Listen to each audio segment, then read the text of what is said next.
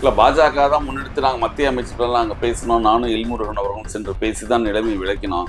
அதனால தான் இந்த முடிவு எடுத்திருக்காங்க. அப்போ சட்டமன்ற தீர்மானத்தெல்லாம் படிக்கிறது இல்லை அந்த அமைச்சர்கள்லாம். இந்த தமிழ்நாட்டிலேருந்து போன அமைச்சர்கள் கூட படிக்கிறது இல்லை போடுங்க. அந்த அளவுக்கு அவர்கள் அறிவாற்றல் மிக்கவர்களாக நாட்டிலே என்ன நடக்கிறது என்பதை தெரிந்து கொண்டிருப்பவர்களாக இருக்கிறார்கள் என்று நான் நினைக்கிறேன். அண்ணா யூனிவர்சிட்டி விஷயத்தை கேட்டால் உடனே பொள்ளாச்சி விஷயத்தையும் மணிப்பூர் விஷயத்தையும் பேசுகிறாங்க. இங்கே அண்ணா யூனிவர்சிட்டியில் திராவிட முன்னேற்ற கழகத்தை சார்ந்த ஒரு ஒரு நிர்வாகியாக இருந்த ஒருவர் மேலே குற்றம் சாட்டப்பட்டிருக்கு. அதை ஏன் மறைக்கிறாங்க? யார் குற்றம் சாட்டு? அந்த ஞானசேகரன். அவன் என்ன சொன்ன பேரை சொன்னான். மக்கள் ஒரு ஆத்திரத்தோடு சில செயல்களை செய்கிறார்கள். சரியாக மதிப்பெண் பெறவில்லை என்று ஒரு தாய் தன் மகனை திட்டியதற்கு அந்த மகன் அந்த தாயை கொடுக்கிறான். இதை எப்படி பார்த்து 60 ஆண்டு கால திராவிட ஆட்சியில தான் மக்கள் இன்னும் கல்வி அறிவதும் பெருசாக வளரவில்லை. ஆனால் தமிழ் தேசியம் மட்டுமே நீ தமிழகத்தில் ஒழிக்கும் அப்படின்னு அவருடைய குரல் ஒலிக்குது. ரொம்ப யாருடைய குரல்? சீமான். அவருக்கு தமிழ்நாடுன்னா என்னன்னே தெரியல. இல்லை, தனக்கு இச்சை ஏற்பட்டால் யாரும் உடல் விடலாம் அப்படின்லாம் சொல்லியிருக்காரு. அப்படின்றது ஒரு கட்டம் கட்டி தான் சொல்றாரு. அதாவது பெரியாருடைய பேச்சிலே சில விஷயங்களை புரிய வைப்பதற்கு இவனுக்கு என்ன அதிகாரம், ஆணுக்கு என்ன அதிகாரம்?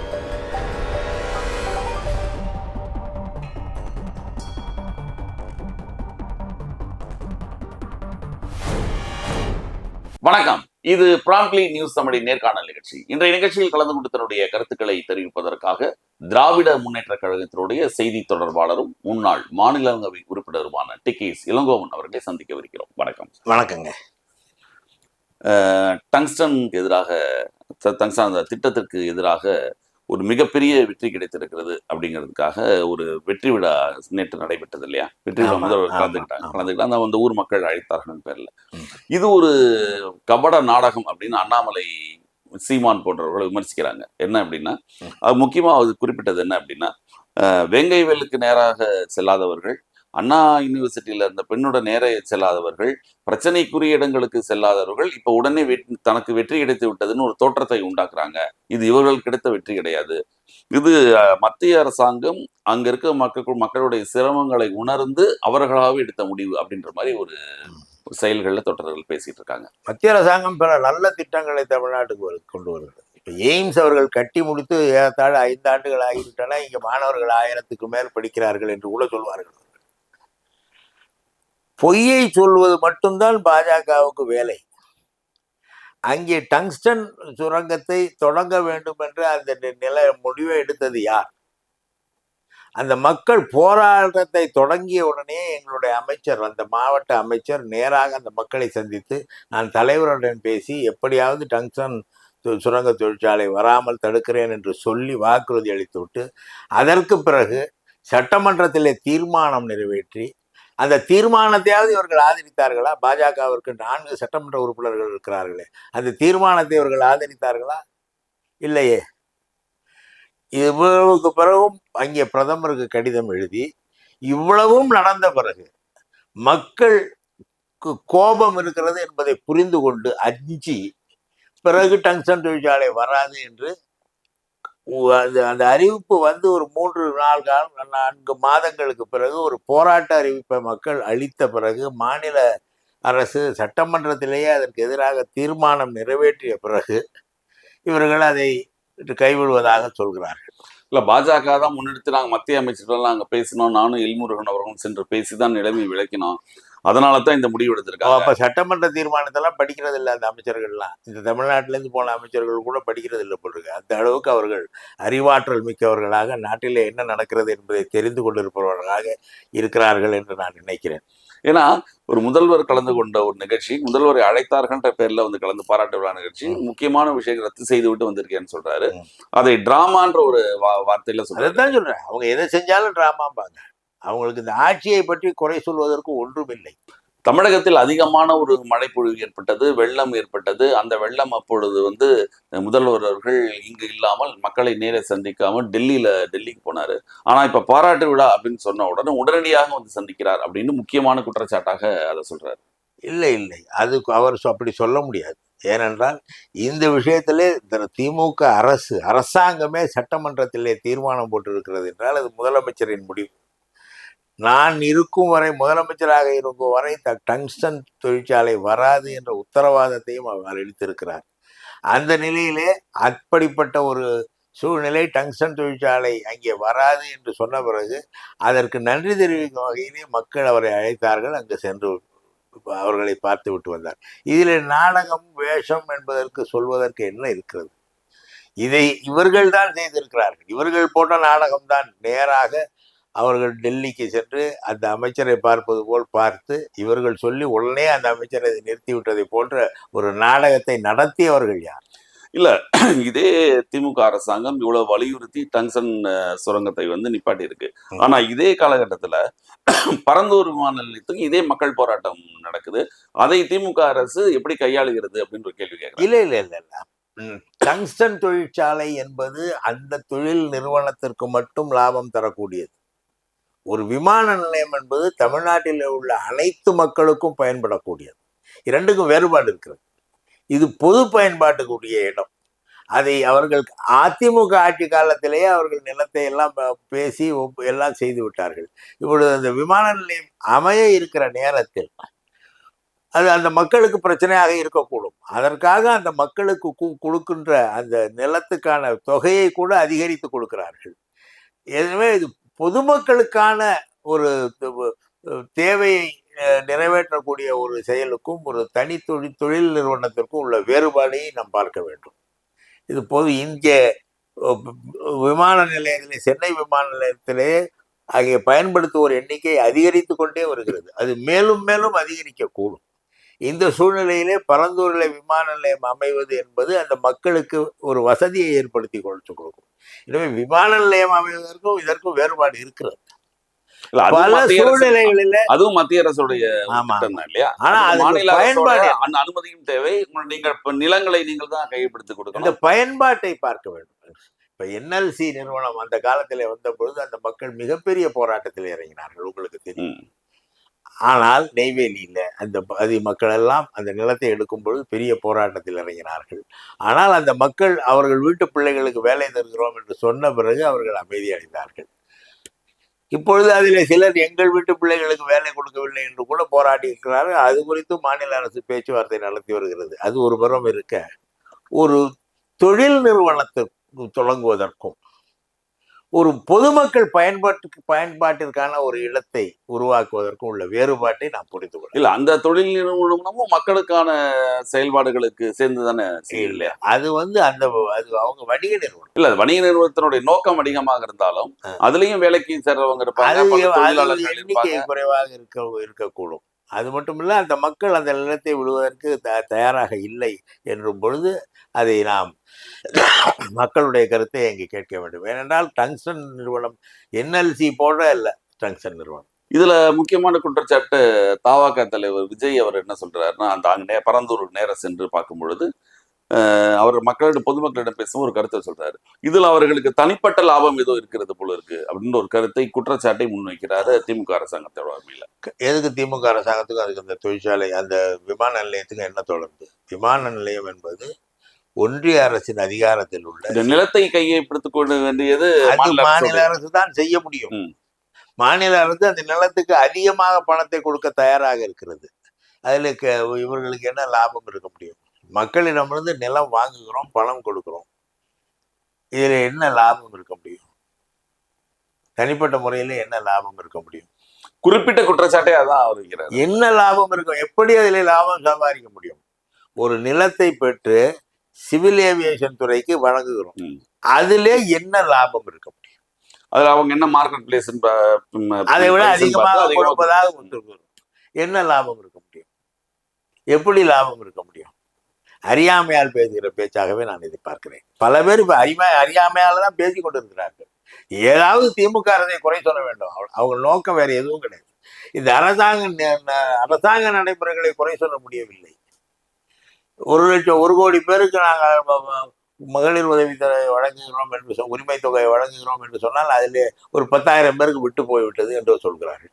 இப்படித்தான் அவர்கள் குறைகளை சொல்கிறார்களே தவிர இந்த அரசாங்கம் வேறு தவறு செய்து விட்டது என்று சொல்ல முடியவில்லை. இல்ல அதுலயே தனிப்பட்ட இல்ல முறையில் அதுல ஒரு குற்றச்சாட்டு நீங்க சொன்ன அந்த மகளிர் உதவித்தொகையில அனைவருக்கும் அப்படின்ற வார்த்தையை சொல்லிட்டு பின்னால தகுதி அடிப்படையில்னா மற்றவர்கள் யாருக்கும் தகுதி இல்லையான்னு ஒரு கேள்வி எழுது. கட்டாயமாக ம். அதில் பணியாற்றுகிற பெண்கள் இருப்பார்கள், 10,000 ரூபாய் 50,000 ரூபாய் சம்பளம் வாங்குகிற பெண்கள் இருப்பார்கள். அவர்களுக்கு 1000 ரூபாய் தர முடியாது அல்லவா? ம். குடும்ப பெண்களுக்கு, குடும்ப தலைவிகளுக்கு அவர்களுக்கு கொடுக்கிற தொகை இது. இப்போ தொடர்ச்சியாக இப்போ சமீபத்தில் நடந்த வேங்கைவேல் பிரச்சனையில வந்து மிகப்பெரிய உங்களுடைய கூட்டணி கட்சியான விடுதலை சிறுத்தைகளும் சரி, மார்க்சிஸ்ட் கம்யூனிஸ்டும் சரி, திமுக தமிழக அரசினுடைய காவல்துறையை கடுமையாக விமர்சனம் செய்யறாங்க. சிபிஐ விசாரணை வேண்டும் அப்படிங்கிறாங்க. அவசரப்பட்டு நீதிமன்றத்துக்கு பதில் சொல்வதற்காக ஜோடிக்கப்பட்ட ஒரு இந்த குற்றப்பத்திரிகை தான் இதுன்னு சொல்றாங்க. இல்லையா, அங்கே வந்து அது ஒரு கிராமம் வேங்கவயல்.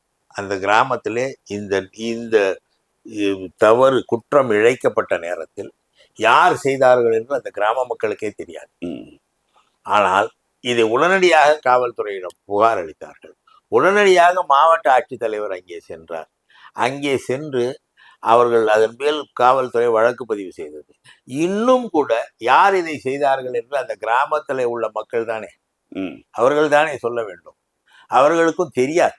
அவர்களை சொல்லி குறையில்லை, அவர்களுக்கும் தெரியாது. இது அந்த கிராமத்துல ஏற்கனவே சாதி கலவரம் இருக்கிறது. அதை முன்னெடுத்து ஒருவர் செல்கிறார் என்றால் அவரை கைது செய்து கூட விசாரிக்கலாம். அப்படியும் ஒரு நிலை இல்லை.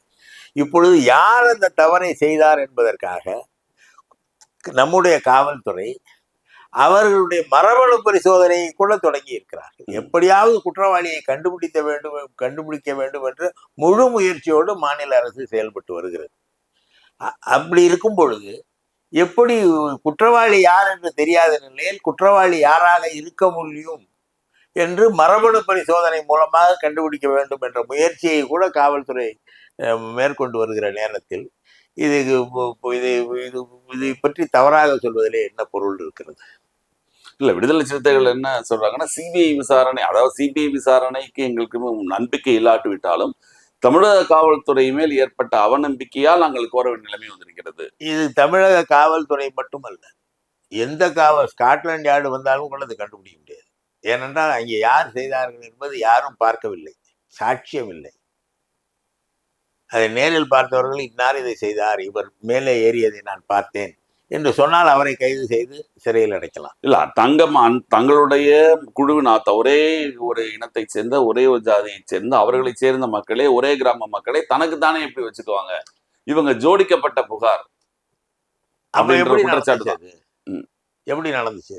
இல்ல யாரையோ காப்பாத்துறதுக்காக இல்ல, எப்படி நடந்துச்சு? அதுக்கு மரபணு பரிசோதனையில யாரையும் காப்பாற்ற முடியாது அல்லவா? இது நடந்திருக்கிறது அல்லவா? இந்த தவறு நடந்திருக்கிறது அல்லவா? அது குற்றம் தானே. அதை எப்படி கண்டுபிடிப்பது? அங்கே யாராவது பார்த்து சாட்சியங்கள் இருந்தால் சொல்லலாம். என்னை நீங்கள் தாக்கினீர்கள் என்றால் இன்னார் தாக்கினார் என்று நான் காவல்துறையிலே புகார் அளிப்பேன். யார் செய்தார் என்றே தெரியும். ஆனாலும் அதை கண்டுபிடிப்பதற்காகத்தான் இந்த மரபணு பரிசோதனை அந்த கிராமத்திலே உள்ள அனைவருக்கும் செய்வதாக காவல்துறை நடவடிக்கைகள் மேற்கொண்டு வருகிறது. காவல்துறை அமைதியாக இல்லை. குற்றவாளி யார் என்று தெரியாத நிலையில் யாராக இருக்கக்கூடும் என்பதை அவர்கள் சோதனையின் மூலமாவது கண்டுபிடிக்க வேண்டும் என்ற முயற்சியிலே இருக்கிறார்கள். இல்ல, நீங்க இவ்வளவு விளக்கங்கள் தெரிந்த பிறகும் திருப்பி விடுதலை சிறுத்தைகளும் மார்க்சிஸ்ட் கம்யூனிஸ்டும் தொடர்ந்து உங்களை எதிர்க்கிறார்கள் என்றால் 2-3 பிரச்சனைகளாக, நீங்க வேங்கைவேல் பிரச்சனையா இருந்தாலும் சரி, இதற்கு முன்பாக 2-3 பிரச்சனைகளும் தொடர்ந்து உங்கள் மேல் எதிர்ப்பு வருது அப்படின்னா அவர்கள் ஏதோ ஒரு முடிவு செய்து விட்டாங்க அப்படின்னு ஒரு அர்த்தம் எடுத்துக்கலாம். இல்ல, அவங்க அந்த மக்களை பாதுகாக்க வேண்டும், அந்த மக்களுக்காக நாங்கள் இருக்கிறோம் என்பதை சொல்ல வேண்டும் என்பதற்காக இதை சொல்வதாகத்தான் நான் பார்க்கிறேன். அவர்கள் காவல்துறையை தான் குறை சொல்கிறார்கள். இல்ல, காவல்துறை முதல்வருடைய கட்டுப்பாட்டில் தான் இருந்தாலும் காவல்துறை சரியாக ஆய்வு செய்யவில்லை என்று சொல்றார். குற்றங்களை ஆய்வு செய்து குற்றவாளியை கண்டுபிடிப்பது காவல்துறையின் வேலை தானே. அதனால அப்படி சொல்கிறார்கள் என்று நான் கருதுகிறேன். ஆனாலும் காவல்துறை எல்லா நடவடிக்கைகளையும் மேற்கொண்டு வருகிறது என்பது நாம் பார்க்கும் பொழுது தெரிகிறது. அமைதியாக இல்லை காவல்துறை. எதையும் பூசி மறைக்க வேண்டிய அவசியம் இல்லை அப்படின்னு சொல்றீங்களா? ஆமா, இதுல என்ன இருக்கு? நீங்க குற்றங்கள் இப்பொழுது எங்கே நடக்கின்றன? குடும்பங்களிலே நடக்கின்றன. அப்பா மகனை கொள்கிறார், மகன் அப்பாவை கொள்கிறான், மகன் தாயை கொள்கிறான் என்பது போன்ற வீடுகளுக்குள்ளேயே நடக்கிறது. இந்த குற்றங்களை எப்படி தடுப்பது? இது மன நல குறைவு என்று கூட நான் சொல்வேன். மனநலத்தில் ஏற்பட்ட சிதைவு என்று கூட சொல்வேன். மக்கள் ஒரு ஆத்திரத்தோடு சில செயல்களை செய்கிறார்கள். சரியாக மதிப்பெண் பெறவில்லை என்று ஒரு தாய் தன் மகனை திட்டியதற்கு அந்த மகன் அந்த தாயை கொள்கிறான்.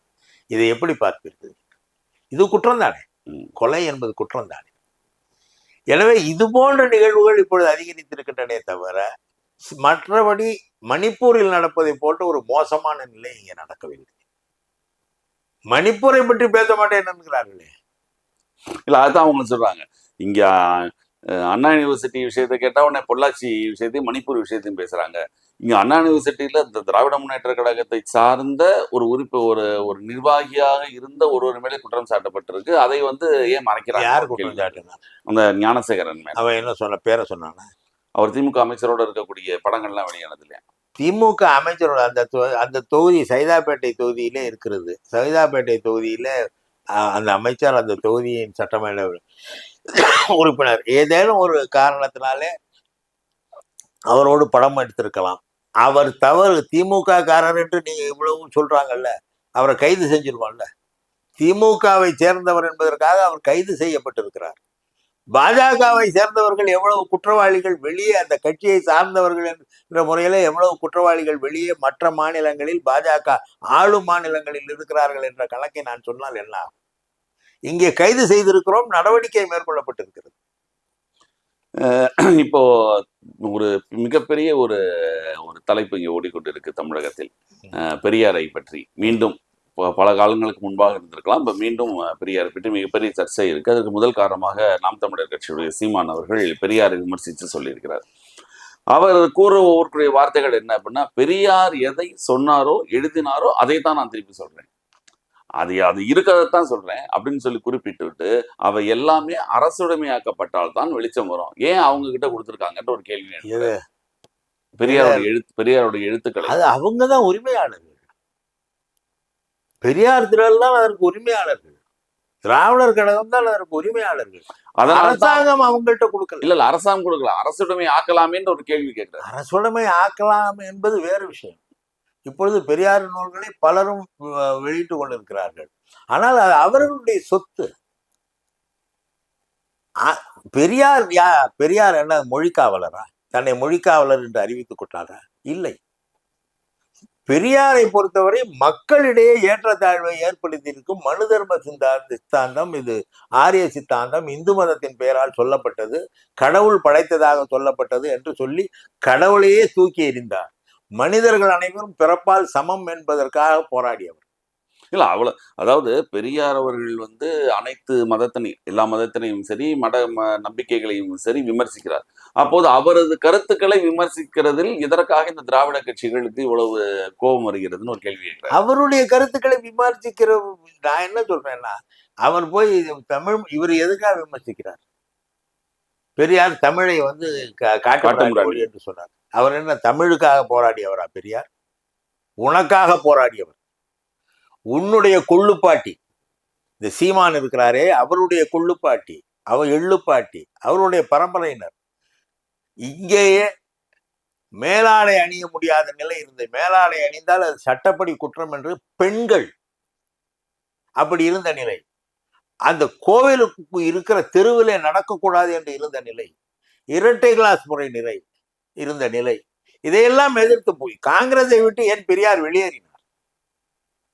காங்கிரசின் பணத்திலே, காங்கிரஸ் அளித்த பணத்திலே அங்கே ஒரு கல்வி நிலையம் கட்டப்பட்டு, குருகுலம் கட்டப்பட்டு, அந்த குருகுலத்திலேயே கூட இந்த சாணார்களுக்கு தனியாக தண்ணீர் குழாய், இரட்டை குவளை முறையெல்லாம் இருந்ததனால் அதையெல்லாம் காரணமாக வைத்து தலைவர் தந்தை பெரியார் அவர்கள் காங்கிரஸில் இருந்தே வெளியேறினார். அப்படி பாதிக்கப்பட்ட ஒரு இனத்தை சேர்ந்தவர் தான் இந்த சீமான். குறிப்பாக சாணார்கள், நாடார்கள், சாணார்கள் என்பவர்கள் மரமேறிகள், கல் இறக்குபவர் என்று சொல்லி அவர்கள் நிந்திக்கப்பட்டார்கள். அவர்களுக்காக போராடியவர் தான் நாராயணகுரு. அவர்களும் மனிதர்கள் என்று சொன்னவர்கள் தான் நாராயணகுரு.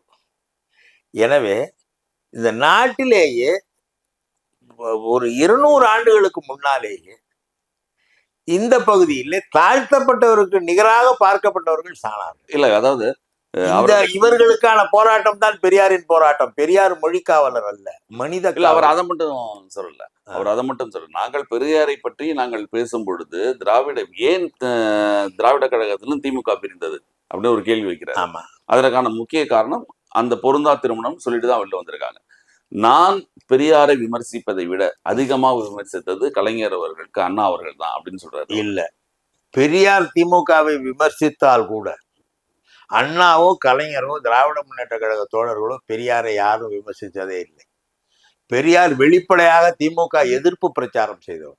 62 தேர்தலிலும் 57 தேர்தலிலும் திமுக எதிரான பிரச்சாரத்தை மேற்கொண்டவர். ஆனால் ஒரு இடத்தில் கூட திராவிட முன்னேற்ற கழகத்தினர் தந்தை பெரியாரை பற்றி எதிர்த்து பேசியதில்லை. காங்கிரஸை பேசியிருக்கிறோம், காமராஜரை குறை சொல்லி இருக்கிறோம், ஆனால் பெரியாரை பற்றி பேசியதில்லை.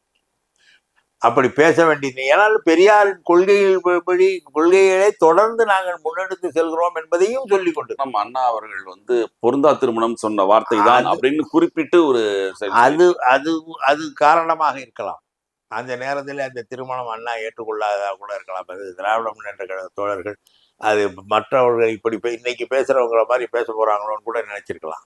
ஆனால் பெரியாரை குற்றம் சொல்லவில்லை. 1967 வெற்றி பெற்ற பிறகு அந்த தேர்தலிலே கூட தந்தை பெரியார் அவர்கள் திராவிட முன்னேற்ற கழகத்துக்கு எதிராகத்தான் பிரச்சாரம் செய்தார்.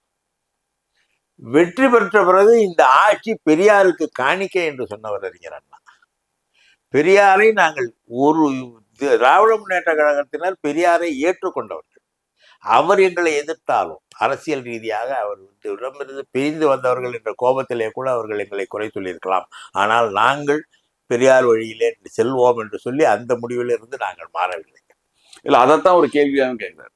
அவர் அங்கிருந்து அந்த கொள்கைகள் சரியில்லைன்னு விலகிட்டாங்க. விலகினதுக்கு கொள்கை சரியில்லைன்னு அவர் சொல்ற குற்றச்சாட்டு கொள்கை சரியில்லைங்கிறது இல்லையா? ஒரு திருமணம் தானே சொல்றாரு. கொள்கை தான். அதான் திருமணம் சொல்றாரு. அதாவது ஆண் பெண் உறவுகள் பற்றி தவறாக பேசியிருக்கார் பெரியார்னு சொல்றாரு. பல குற்றச்சாட்டு வரிசையை சொல்றாரு. ஆண் பெண் உறவுகளை பற்றி இப்ப பெரியார் தவறா பேசல. பெரியார் சொன்னதெல்லாம் ஆணுக்கு பெண் அடிமை என்று சொல்லாதே, பெண்ணும் ஆணும் சமம்னு தான் சொன்னவர். அவர் ஆண் பெண் உறவுகளை கொச்சைப்படுத்தி எல்லாம் பேசல. இல்ல தனக்கு இச்சை ஏற்பட்டால் யாரும் உடல் கொள்ளலாம் அப்படின்லாம் சொல்லியிருக்காரு அப்படின்றத ஒரு கட்டம் கட்டி தான் சொல்றாரு. அதாவது பெரியாருடைய பேச்சிலே சில விஷயங்களை புரிய வைப்பதற்கு இவனுக்கு என்ன அதிகாரம், ஆணுக்கு என்ன அதிகாரம், அதே தேவலை பெண்ணும் செய்யலாம் என்று சொல்றது வேற, ஆணுக்குள்ள உரிமை அனைத்தும் பெண்ணுக்கு இருக்கிறது என்று சொல்வது வேறு, அது தவறுகளிலும் இருக்கிறது என்று கூட அவர் எடுத்து சொல்லியிருக்கலாம். ஆனால் அதை அவர் நியாயப்படுத்தவில்லை, அதற்காக பேசவில்லை. அவர்தான் சுயமரியாதை திருமண முறையை கொண்டு வந்தார். திருமணங்கள் ஆணுக்கு தாலி கட்டும் போது ஆணுக்கும் தாலி கட்ட வேண்டும் என்றெல்லாம் சொல்லியிருக்கிறார். ஆணை விட பெண் தாழ்ந்தவள் என்று எந்த வகையிலும் பெரியார் ஏற்றுக்கொள்ளவில்லை. அந்த சமத்துவத்தை பேசியிருக்கிறார். பெண்ணடிமைத்தனத்துக்கு எதிரான கருத்துக்களை வலிமையாக சொல்லியிருக்கிறார். அதனால பெரியார் இதுல இருந்து விலகினவர் இல்லை. 60 ஆண்டு கால திராவிட ஆட்சியில தான் மக்கள் இன்னும் கல்வி அறிவு பெருசாக வளரவில்லை. ஆனா தமிழ் தேசியம் மட்டுமே நீ தமிழகத்தில் ஒலிக்கும் அப்படின்னு அவருடைய குரல் ஒலிக்குது. ரொம்ப யாருடைய குரல்? சீமான் அவருக்கு தமிழ்நாடுன்னா என்னன்னே தெரியல. தமிழ்நாடு என்பது 1956 உருவானது. மெட்ராஸ் சென்னை மாகாணம் என்பது. அதற்கு முன்னாலே மெட்ராஸ் பிரசிடென்சி என்று வெள்ளையர்கள் ஆட்சி காலத்தில் இருந்த பகுதியில் ஒரிசா ஒரு பகுதி, ஒரிசாவிலிருந்து ஒரு பகுதி, மைசூர் மாகாணம் தவிர்த்த கர்நாடகம், அதே போல் ஹைதராபாத் நிசாம் அந்த பகுதி தவிர்த்த ஆந்திரம், திருவாங்கூர் தவிர்த்த கேரளம், இவை எல்லாம் சேர்ந்தது தான் சென்னை மாகாணம். எனவே இவ்வளவு மொழிகளும் உள்ள புழக்கத்தில் இருந்த ஒரு மாநிலம் தமிழ்நாடு. அதிலிருந்து பிறகு தமிழ் வழியாக மாநிலங்கள் மொழி வழி மாநிலங்கள் பிரிக்கப்பட்ட நேரத்தில் 56 நாம் சில இடங்களுக்காக போராடினோம். மாப்போசி அவர்கள் திருத்தணி நமதே என்று போராடினார். அது திருத்தணி நமக்கு வந்தது. மதராஸ் மனதே என்று ஒருவர் இங்கேயே உயிர் நீத்தார். ஆனால் சென்னை தமிழ்நாட்டுக்கு தான் வேண்டும் என்று கிடைத்தது. நாங்கள் கேட்டது கேரள மாநிலத்திலே இன்றைக்கு தேனிக்கு பக்கத்திலே உள்ள அந்த பகுதியை தமிழ்நாட்டிலே சேர்க்க வேண்டும். தேவிகுளம் பீர்மேடு பகுதியை தமிழ்நாட்டிலே சேர்க்க வேண்டும், அங்கே தமிழர்கள் அதிகமாக இருக்கிறார்கள் என்று கேட்டோம். ஆனால் கன்னியாகுமரி சேர வேண்டும் என்பதற்காக ஒருவர் போராடினார். காமராஜர் கன்னியாகுமரி தமிழ்நாட்டில் சேர வேண்டும் என்பதை ஆதரித்தார். இப்படி சில அங்கங்கே சில பிரச்சனைகள் இருந்தன. அதையும் மீறி தமிழ் மாநிலம் உருவாயிற்று. கன்னியாகுமரி நம்மோடு வந்தது, தேவிகுளம் பீர்மேடு கேரளத்துக்கு சென்றது, திருப்பதி வேண்டும் என்று போராடினார்கள், அது ஆந்திராவுக்கு சென்றது, திருத்தணி நம்மோடு வந்தது. இந்த மொழி வழி மாநிலம் பிரிக்கும் பொழுது இவற்றையெல்லாம் சேர்த்தோம். ஆனால் இந்த சென்னை மாகாணம் என்பது பல மொழி மக்கள், இந்த நான் குறிப்பிட்ட இந்த மொழி மக்கள் எல்லாம் பரவலாக திருநெல்வேலி தொடங்கி ஒரிசா எல்லை வரை, இந்த பக்கம் கர்நாடகம் கேரளம் வரை எல்லா மக்களும் பரவி இருக்கும் பொழுது தமிழ் மொழி அதிகமாக பேசுகிற மக்கள் இங்கே இருக்கிறார்கள் என்ற காரணத்தினால் இதை தமிழ்நாடு என்று பெயர் வைத்தாலும், இங்கே காலங்காலமாக வசித்து வந்த மற்ற மொழி பேசுகிற மக்களை எப்படி புறக்கணிப்பது? ஒன்று. இரண்டாவதாக, இந்த திருக்குறள் எழுதப்பட்ட நேரத்தில் மலையாளம் கிடையாது, தெலுங்கு கிடையாது, ஆந்திரம் கிடையாது, கன்னடம் கிடையாது, தமிழ்தான் இருந்தது. பிறகு காலப்போக்கில பல வடமொழி சேர்க்கையினால பல மொழிகள் உருவாயின. இது ஒரு புறம் இருக்கட்டும். ஆனாலும் விந்தியமலைக்கு தெற்கே உள்ள மனிதர்களுடைய வாழ்வியல் என்பது மனு தர்ம வாழ்வியல் இல்லை. இது பிறப்போக்கும் எல்லா உயிர்க்கும் என்று வள்ளுவர் சொன்ன வழியிலே வந்த வாழ்வியல். இதிலே மனு தர்மத்தை திணித்து மக்களை சாதி வாரியாக வகுப்பு வாரியாக பிரித்து இன்றைக்கு இவர்கள் செய்தது யார்? இதை எதிர்த்துத்தான் இந்த இயக்கம், இதை எதிர்த்துத்தான் பெரியார் போராடினார். மனிதர்கள் சமத்துவ மனிதர்களாக வாழ்ந்த ஒரு இனத்தை பேதப்படுத்தியது யார்? ஒரு உதாரணம் சொல்கிறேன். இங்கே 3 பெரிய நாடுகள் இருந்தன. சேர, சோழ, பாண்டிய நாடு.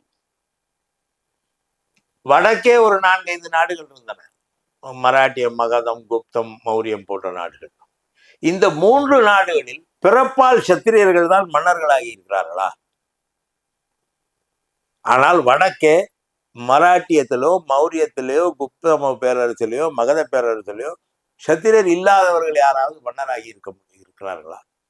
ஏன் இந்த நிலை என்றால், வடக்கே மனு தர்மம் ஆட்சி செய்தது, இங்கே சமத்துவம் ஆட்சி செய்தது. இந்த சமத்துவத்தை மீட்டெடுப்பதற்காக தந்தை பெரியார் நடத்தி இப்போ போராட வந்தாரே தவிர அவர் மொழியை காப்பாற்ற போராட வரவில்லை. மனிதர்கள் மொழியை விட முக்கியமானவர்கள் என்று அவர் கருதினார். ஆனால் திமுகவை பொறுத்த வரைக்கும் மொழியையும் விடக்கூடாது, மனிதர்களையும் விடக்கூடாது என்று இரண்டையும் இணைத்து இந்த சென்னை மாகாணத்திற்கு தமிழ்நாடு என்று பெயர் சூட்டினோம். இந்த சென்னை மாகாணத்திலே இடஒதுக்கீட்டுக்கு போராடினோம். அரசியலமைப்பு சட்டத்திலேயே இடஒதுக்கீட்டுக்கு வழிவகை செய்ய வேண்டும் என்று போராடியது திராவிட இயக்கம் தான் 1950லேயே. இப்படி மக்களும் மதிக்கப்பட வேண்டும், மொழியும் மதிக்கப்பட வேண்டும் என்று நாங்கள் போராடினார். ஆனால் தந்தை பெரியார் அவர்கள் மக்கள் சமத்துவமாக மாற வேண்டும், சமத்துவமாக வாழ வேண்டும். மொழியை பற்றி அவர் பெரிதாக கவலைப்படல. மொழி அவருக்கு மனிதர்கள் தான் முக்கியம். மானுடம் பெரிது என்று நினைத்தவர், மானுடம் போற்றுவதும் என்று வாழ்ந்தவர். நிகழ்ச்சியில் வந்து கலந்து கொண்டு தங்கள் மேலான கருத்துக்களை தெரிவித்ததற்கு மிக்க நன்றி. இந்த விளக்கங்களை எல்லாம் அளிப்பதற்கு வாய்ப்பு கொடுத்த நன்றியை தெரிவித்துக் கொள்கிறேன்.